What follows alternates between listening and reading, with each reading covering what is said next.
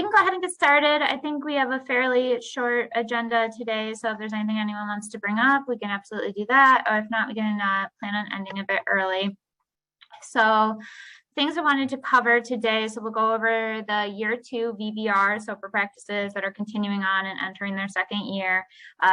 Have a brief reminder on enrollment, talk a little bit about the endocrinology and nephrology participation. We do have the dates for the regional meetings that we did email out, but we'll cover them on this slide, talk about a few other changes with that, and then take a look at some things with the learning community and just review like the opportunities that are there.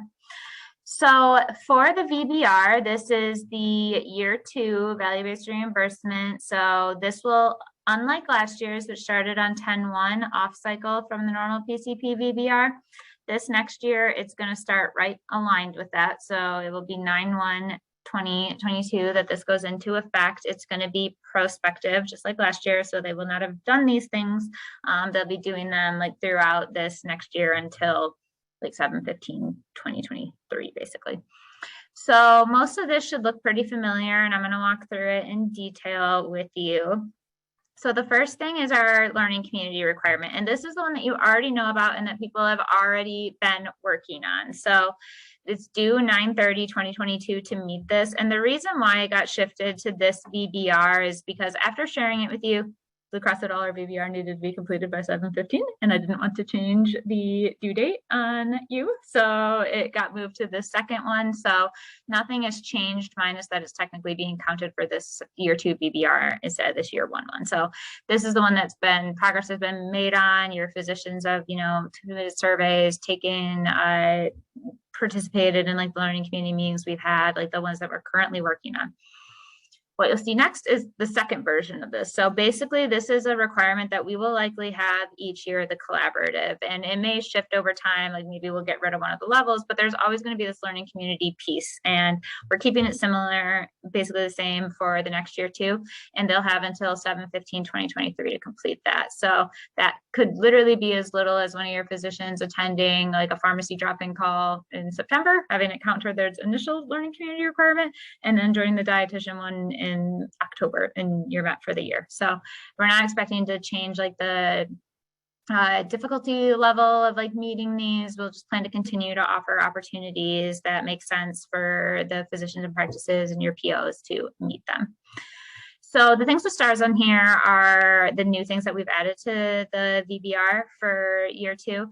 And so what we're thinking of doing is a progress survey and having this due early on in 2023, because if you recall the way the program was structured, we did all our training in the fall of last year with the intent that practices would, even in an informal way, begin implementing these quality initiatives more substantially into their practices at the start of the year. So now that we'll be like 1 year out from that, we'll just want to know like what's been happening. So this would be something completed at the practice level. Likely the clinical champion would complete it. It would be like a quantitative qualitative survey. We would never make it more than like 20 minutes, and really just getting into where they feel like they are from 1 year ago now, so that we can kind of see, in addition to the data that we'll have in the dashboards to track progress, like a more subjective take from the practices on how they think they're doing, what changes have been made, etc. So similarly to what was on last year, is working with your PO to maintain a log of practice interventions and changes, and that's to support the PO QI log that you guys submitted back in May, which we're still in the process of analyzing and going through those responses. We have our data analysts and our team like working on that and just getting some takeaways, and we do plan to come back and share some insights with those QI logs from you. Hopefully next month, but if not, definitely in September. We're just really working on processing all of that data and reading all the things that you submitted. So this requirement on the practices is just, a way to make sure that you are kept informed of that. And however you want to operationalize that with your practices is completely up to you. This isn't something that we track. It's just something in there so that you can fall back on that requirement if needed.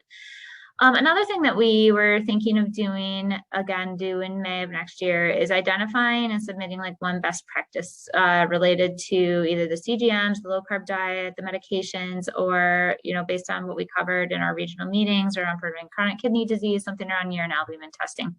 And what we'll likely do is create, this will be short. We're not looking for like a really detailed like QI implementation type thing on this. Like We just want to say, hey, we've started doing this in our practice. We have this person doing it. It's going really well. And because we did this, we're able to like get prior authorizations for medications through easy or have the data for CGM better. Like really, it's going to be a short, brief description. What we're hoping to take from that is to try to create like a booklet or something that we could share with practices that's sectioned out by like the different interventions, that's sectioned out by practice size and resources, because as all of you know, like there's never going to be like this one size fits all with how different the practices participating in MCT2D are. So trying to kind of already segment this information so that it's useful to who's looking at it. So that would be the input from all of your practices there that we would use to develop that, and then share more broadly with the collaborative around like kind of a tips and tricks guide that we organized for you.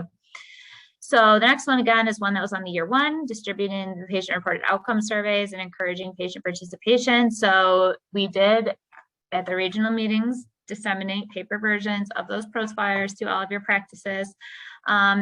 I would say the uptake on it is not like what we would want to see. So while this is the requirement for year two, if we continue to not really get input on that, we may want to rethink how we're collecting pros and make it a little more formal. But for next year, it's going to be the same as it was this year. Taking these flyers, which we'll always have at the regional meetings so that you don't need to distribute it and we're not mailing 200 and some booklets to everyone. We'll hand those out there and we'll just want them to be sharing them with the patients who get these interventions. So the next and final only new one is the same one that you saw on the year one VBR. So our program directors really we understand that coverage is the biggest barrier, as we hear from you and your practices all the time. So we're going to try to make a kind of guide and like sharing more information about the coverage in addition to the things that we've already shared, like our coverage guides, et cetera, to try to just make sure that there's really good understanding on the coverage. And it will be like a short post test after like these videos just to confirm understanding. And this is at a practice level, so we would defer to who it makes sense at the practice to be doing this. It can be the clinical champion, but if there's like someone else in the practice that makes sense, we're not going to be incredibly prescriptive about that. We just want to make sure that that information is shared and understood by the practices. And then you'll see again our regional meetings. We are planning on having these again next year with the practice clinical champions attending in the spring and fall. I realized that the dates are right. Sorry, I started out myself for a minute, but it will be attending the one that happens in fall and September, and then the spring one as well. And then that final one is just to presenting on the implementation of QI. So if there's a site that's doing something really well and we have a regional meeting, I want them to present, like just their willingness to present would be encompassed by this VBR measure. So with that, I will pause and take any questions that you have. You either unmute yourself and ask them or submit them in the chat.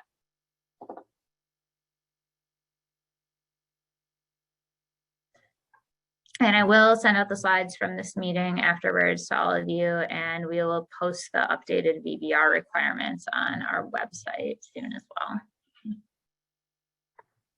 Okay, so moving on, I know this got mentioned at the collaborative wide meeting, but just wanted to let everyone know about the new physician organizations that are going to be joining MCT2D for this second year. So we have Lake Huron PHO has decided to join Beaumont, MSU Healthcare, and Answer Health. So that brings us to 28 physician organizations that are participating. And as we discussed with bringing on your like cohort 2 sites, we're going to kind of be operating these two arms of the collaborative like a little bit separately. We're obviously going to be having your sites that are entering their second year of this program and what that all entails.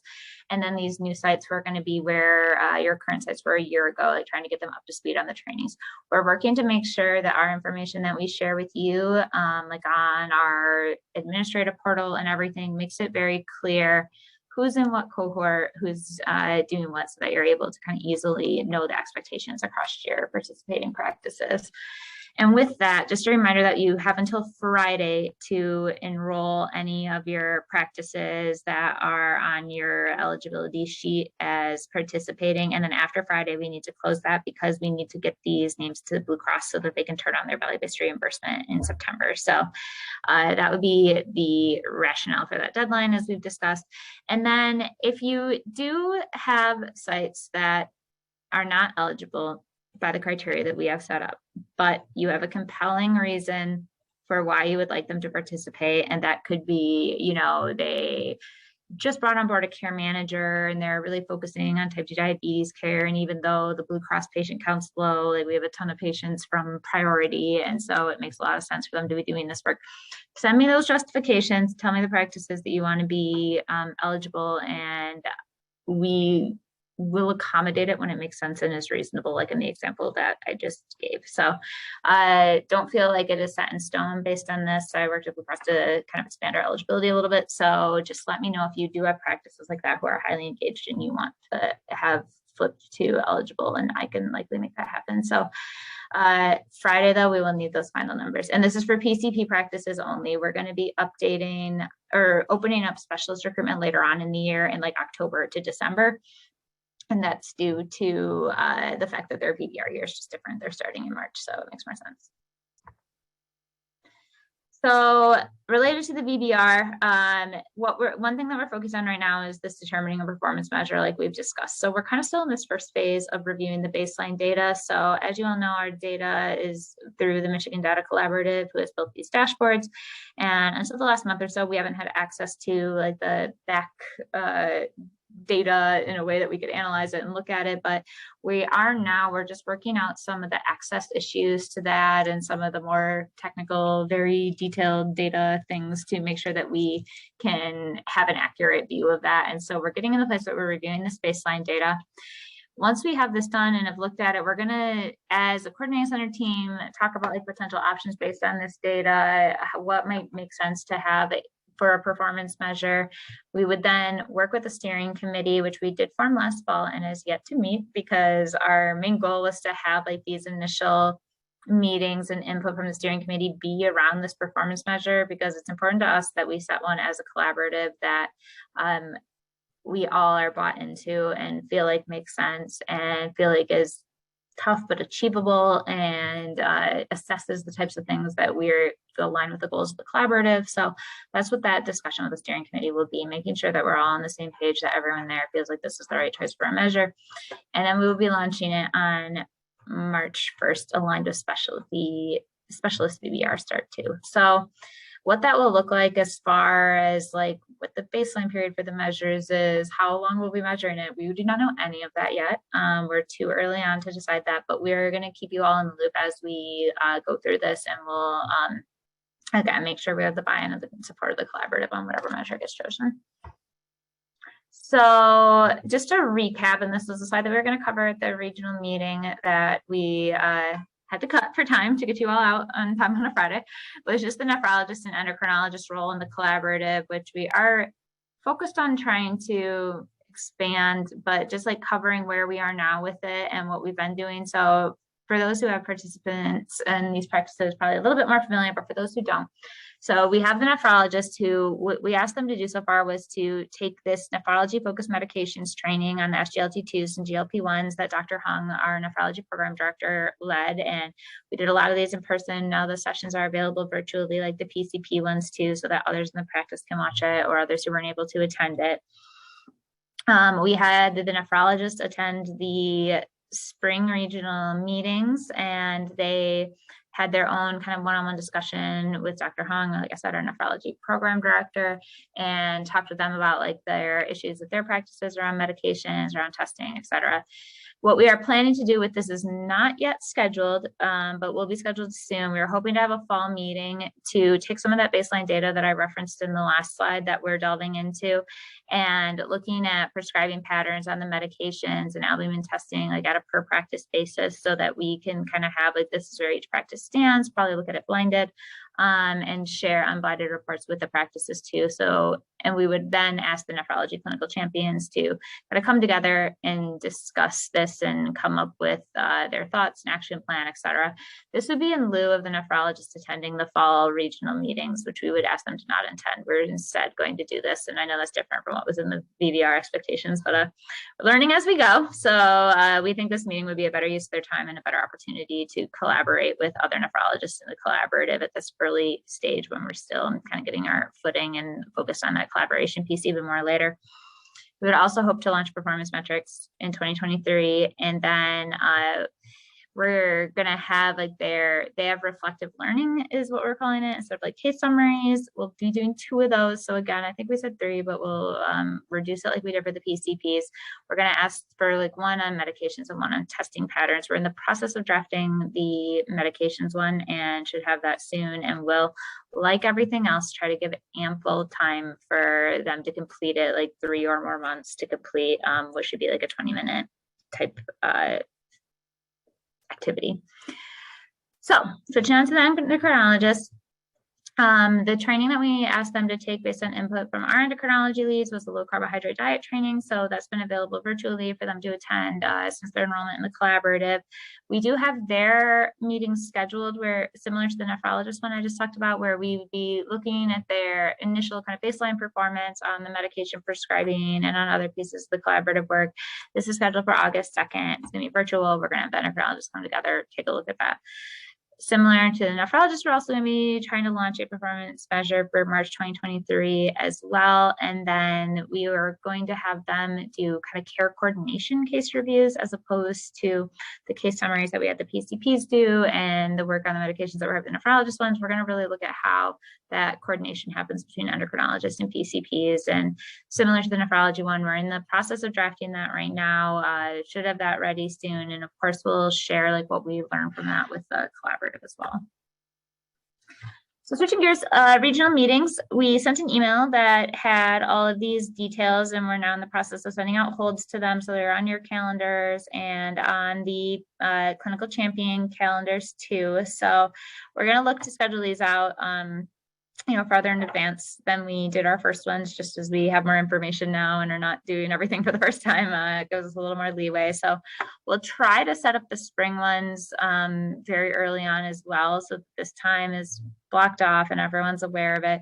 The spring ones we're going to have to, we had this year where we have the same participants in both. So scheduling these fall ones wasn't challenging. What will be challenging is now with these spring ones, we're going to have more practices. And so we'll just need to think about the best way to organize this, but we'll still hope to have those dates to you early. So if your clinical champions can't attend these for whatever reason at these times, they have a vacation booked, et cetera, we would ask that just a substitute from the practice attends and that you run it by us first to make sure that it makes sense and is a good fit. So similar to how we did it in April.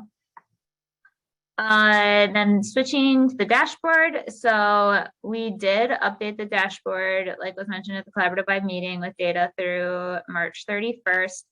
And now we were, as you know, planning to launch the summary statistics in June, but we felt that we needed a little bit more time to make sure that they were user-friendly compared to what the initial preview we got of them was.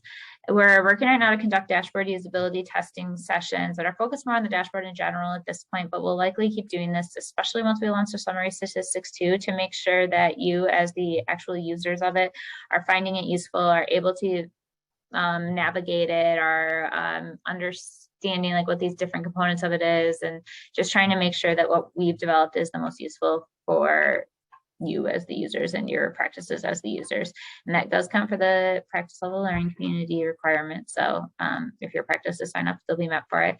And then really a lot of our focus for this next little bit, in addition to getting these other data sources, the BCN claims data, all payer PPQC data, hopefully Medicaid data in the near future, is going to be on that design and user experience portion of it once we have those summary statistics ready. So really focusing on making this like visually make sense and work well with like what you're trying to do with it. So more to come on that. And while the summary statistics were delayed, we're still hoping to have them ready. Well, we're prioritizing having them be usable and good for you as opposed to being ready sooner, because until we have a performance measure, it's not critical. So we would rather like put in the time and make sure that it's something that's going to be useful for your practices as opposed to focusing on getting it out quickly. So we'll keep you updated as we continue to make progress along that, but just know that our intent is to make like the best workable product for you, and we'll work with you even after the launch of it to make sure that we're continuing to reach that. So then switching gears a little bit again, we have our learning community newsletter. So we've sent out a couple editions of this so far. We are going to continue to put these out monthly. We're submitting them to all of the clinical champions, and then we also try to encourage subscriptions from like others in the practices who may be interested in this, hopefully taking some of the communication burden off of your plate and making sure that information is shared through this instead. When we have new tools, we will always put them in the learning community newsletter. You can even see on this example, a new tool alert for like the patient low carb starter guide and obesity coverage, medication tables. The blogs that you're working on with our design team will be posted here. The July edition will have like our first one, and then we're hoping to have that be more of a consistent approach. And we'll also share learning opportunities like the prior authorization panel, et cetera, through this. So we had a question in the chat. So with the dashboard enhancement, if my clinical champion does it, it counts for the practice learning community requirement. If they participate in a dashboard usability session, yes. And we sent out an email about those a little bit ago, and I believe they're on our website too. If not, I'll make sure they are and send you the link for that along with these slides so that they know how to sign up. So then to just recap these different learning community levels coming off of that description of the newsletter. So these right now are all of the opportunities that currently exist between now and September 30th to meet this. We have the prior authorization panel that we're hosting next Monday that we have 64 registrants for already. We've got a lot of really good questions submitted. That meets it. We have these drop-in sessions for low carb and pharmacy that we've shared more broadly now with everyone of the clinical champions too, attending either the one on August 12th for low carb or September 16th, August 1st or September 12th for pharmacy. That meets it.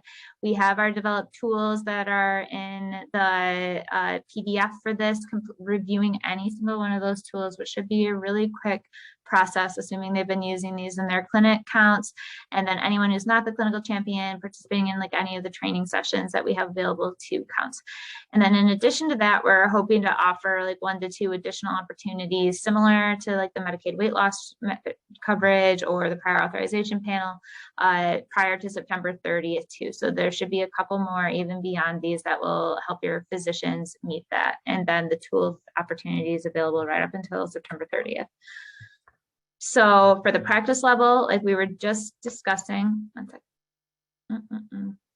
there was a question in the chat, just to clarify, it can be the clinical champion who attends these sessions, or does it have to be the physician? So for the physician level learning community, that really is the only one that we are asking like the actual physicians who are earning VBR in the practices to attend. The practice level VBR, the PO level VBR, anyone within the practice or PO respectively can do that. It does not have to be the physician, but we did, because the VBR is earned like at that physician level, we did want to require something like for the physicians who are earning that 5%. So yes, it would need to be the physician who attends or submits. I mean, someone else can submit feedback on a tool for the physician, but they would at least need to have a conversation with the physician about like it so that they could fully answer it. But for everything else, yeah, it would have to be the physician. So for the learning community practice level, we have the dashboard usability sessions that we were just talking about. We have a survey that will be upcoming. We plan to have it like fully distributed within the next couple weeks that just gets into a little more details about CGM and how it's being used and understanding that a bit more. Completing that will meet the practice level opportunity. Again, it should be short. It's like 8 questions, should be really, really quick and easy to do. And like I was just saying in response to the other question, it doesn't need to be the physician, it can be whoever at the practice makes sense to complete that doing it. Referring a patient to the collaborative for a patient story, to the patient advisory board, or any other type of involvement in the collaborative. Maybe they have a great low carb recipe they want to share, or just like a quote about the tools or anything, like any patient involvement that you can refer us to would count for that. And then also working with the patient to submit feedback on an MCT2D patient tool. So the reason that we're asking for these feedback on these tools is because we want to have tools that are actually useful to you and to the patient. So it really is great if we can get these feedback, and we've made some changes to like our provider focused tools based on things that people have told us from them, and then put out like updated versions. So we are using this feedback, and we want to make sure that the things that we're creating for patients actually help patients. So we obviously run them by our patient advisory board, but it's nice to get that feedback from kind of in the field too. So if we can do that, great.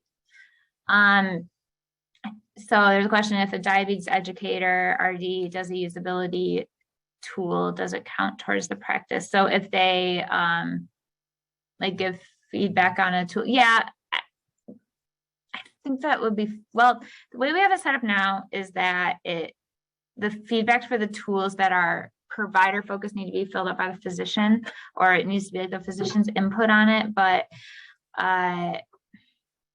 so it's hard to have that account for the practice level one. If they work with a patient to have them submit like input on it, yes, it would count for anyone in the practice to be doing that. I hope that makes sense. And I suppose they could submit one kind of dual. It's still going to need to be linked to a physician, and it will only meet that physician's thing. But for the patient one, that would be fine. And then lastly, we have the PO level learning community. And so that would be participating in an interview that'll be used for a blog. Like we mentioned, even just having it scheduled is fine. We're not going to say it has to come out. And then a member of the PO participating in like a panel discussion, such as a prior authorization panel. So there's like 7 POs that will have had their learning community requirement met by that.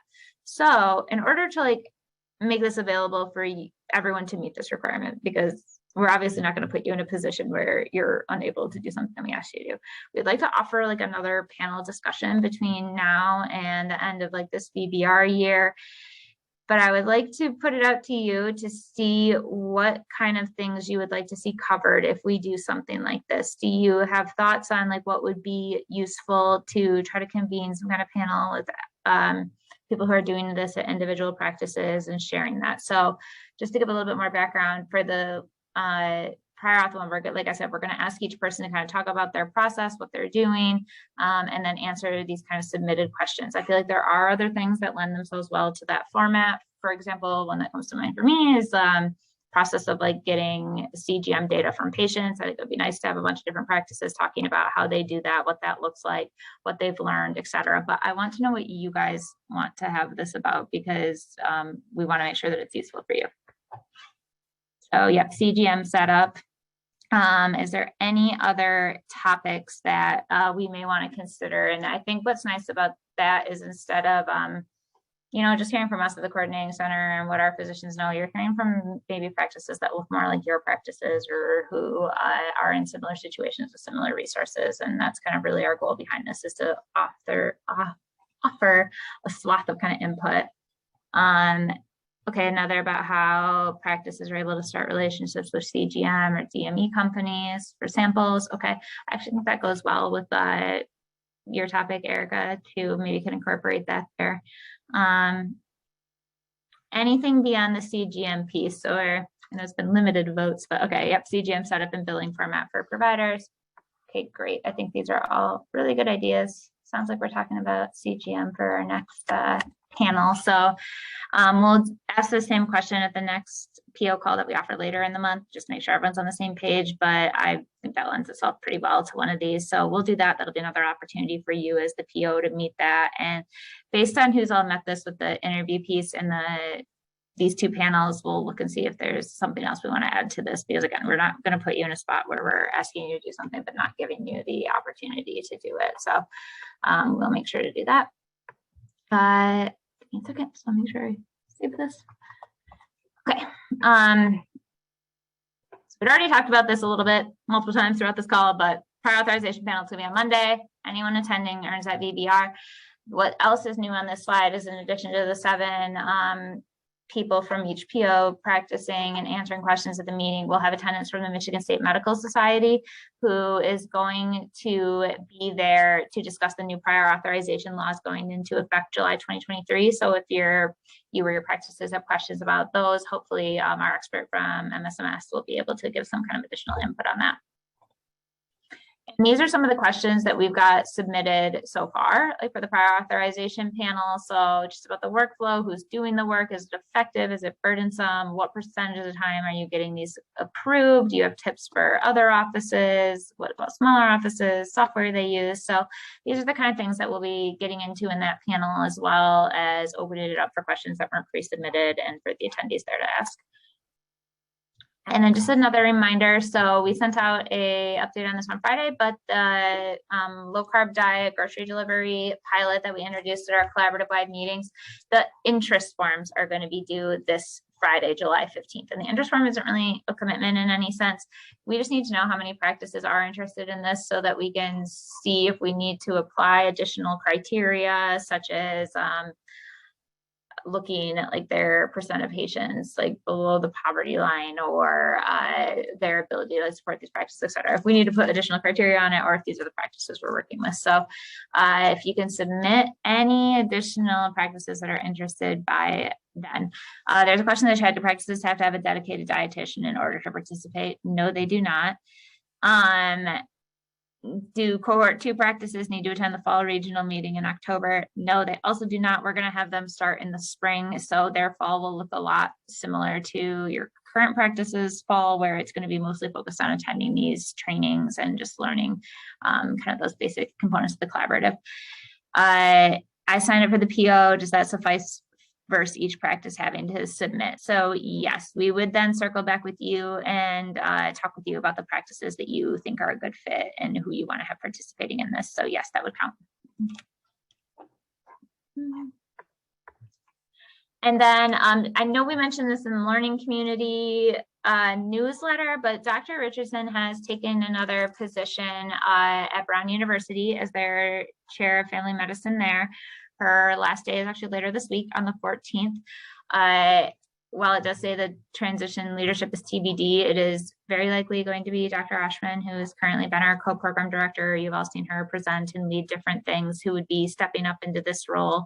And, you know, our plan is to move forward exactly as we have been. This is not representing any kind of change in the structure or vision of the collaborative. It's just a slight shift in leadership, and really most of the leadership and the clinical people on our team, they are all still there besides Dr. Richardson. So we will do our best to make this not really felt by you as the participants, and we'll have that like additional leadership in place soon officially for you as well. So that is all I had for you today. Yes, can you confirm year 1 case summaries are due September 30th? Yes, they are due September 30th. The final ones of them are. Yep. Any other questions before we wrap up?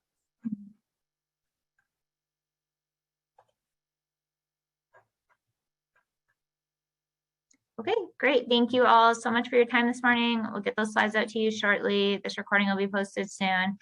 And we really appreciate your time, and we will be in touch.